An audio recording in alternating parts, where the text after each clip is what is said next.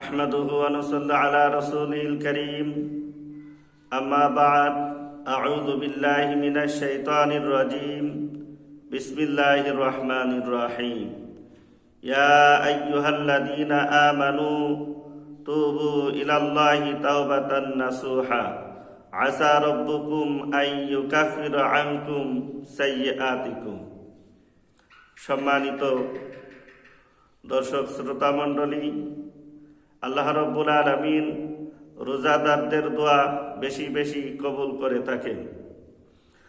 তবে দোয়া কবুল হওয়ার জন্য আমাদের কিছু করণীয় রয়েছে, অর্থাৎ দোয়া কবুল হওয়ার জন্য কিছু শর্ত রয়েছে। দোয়া কবুল হওয়ার জন্য 10টি শর্ত। এই 10টা শর্ত পাওয়া গেলে আল্লাহ রাব্বুল আলামিন দোয়া কবুল করে থাকেন। এটা হলো আল্লাহ পাকের সাধারণ নিয়ম। কখনো কখনো কাফেরের দোয়াও আল্লাহ কবুল করে থাকেন, শয়তানের দোয়াও তো আল্লাহ তাআলা কবুল করেছেন। তবে সাধারণভাবে দোয়া কবুল হওয়ার জন্য 10টি শর্ত আমাদেরকে পূরণ করতে হবে। 1 নং, জীবিকা হালাল হতে হবে। খাদ্য খাবার, পোশাক পরিচ্ছদ সবকিছু হালাল ইনকাম দ্বারা হতে হবে, নতুবা দোয়া কবুল হয় না। 2 নং, পিতামাতার হক আদায় করতে হবে। যারা পিতামাতার নাফরমানি করে তাদের দোয়া কবুল হয় না। 3 নং, সাধ্যমতো আত্মীয় স্বজনের হক আদায় করতে হবে। যারা আত্মীয় স্বজনের প্রতি লক্ষ্য রাখে না, তাদের হক আদায় করে না, তাদের দোয়া কবুল হয় না। 4 নং, কোনো মুসলমানের সাথে 3 দিনের বেশি কথাবার্তা বন্ধ রাখা যাবে না। যারা 3 দিনের বেশি কথা বন্ধ রাখে তাদের দোয়া কবুল হয় না।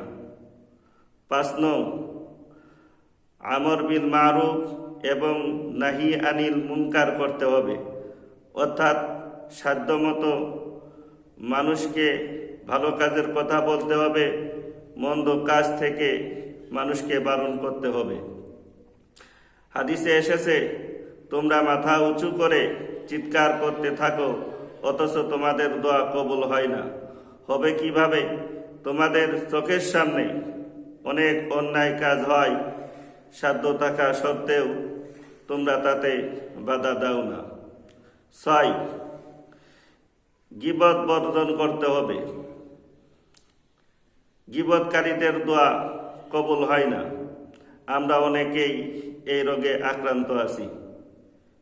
7, হাসাদ বা পরশ্রীকারতা, অন্যের ভালো দেখে মনে মনে হিংসা লাগা, সেটা ধ্বংস হওয়ার কামনা করা, মনের এই রোগ বর্জন করতে হবে।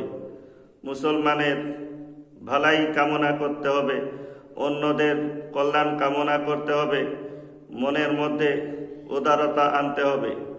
আমি উদারতা পরিহার করে চলব, সংকীর্ণতা অবলম্বন করব, তাহলে আল্লাহ তাআলা দোয়া কবুল না করে আমার সাথে সংকীর্ণতার মুআমেলা করবেন। আল্লাহ পাকের নিয়ম হলো, আমি তার বান্দার সাথে যেমন নীতিতে চলব, আল্লাহ রাব্বুল আলামিনও আমার সাথে ওই নীতিতে চলবেন।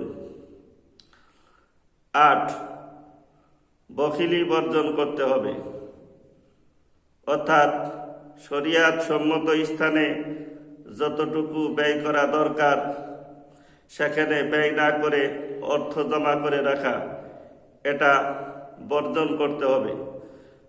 স্বভাবগতভাবে অর্থের প্রতি একটা আকর্ষণ মানুষের এটা থাকে, এটা পরিত্যাগ করা যায় না। তবে শরীয়ত যেখানে যতটুকু ব্যয় করতে বলেছে সেখানে ততটুকু ব্যয় করতে হবে। ওইখানে সংকীর্ণতা করা চলবে না। ওইখানে সংকীর্ণতা করা হলো বখিলি। যারা বখিলি করে তাদের দোয়া কবুল হয় না। 9 নং, দিল বা অন্তর তাজা রাখতে হবে। দিল যদি মরে যায়, দিল যদি মুর্দা হয়ে যায়, তাহলে ওই দিলের আবেদন আল্লাহ গ্রহণ করেন না। দিল মরে যায় কিভাবে? যারা একেবারে জিকির আজকার করে না, খুব বেশি কথাবার্তা বলে, খুব বেশি হাসি তামাশা ঠাট্টা বিদ্রুপে সবসময় কাটায়, তাদের দিল মরে যায়।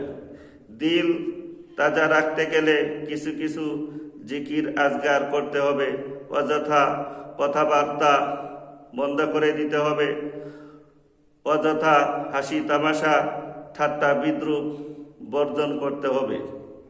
তাজা দিলের আহ্বান আল্লাহ তাআলা শুনবেন। 10 নং, দোয়া করে আমি যেরকম চাই সাথে সাথে ওরকম পেয়ে যাব, এমন তাড়াহুড়া না করা। আল্লাহ তাআলা বান্দার দোয়া কবুল করে থাকেন, কিন্তু বান্দার ইচ্ছা অনুযায়ী নয়, বরং আল্লাহর ইচ্ছা অনুযায়ী।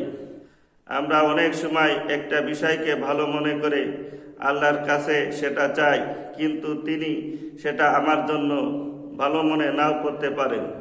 তিনি যেটা ভালো মনে করবেন সেটা দিবেন।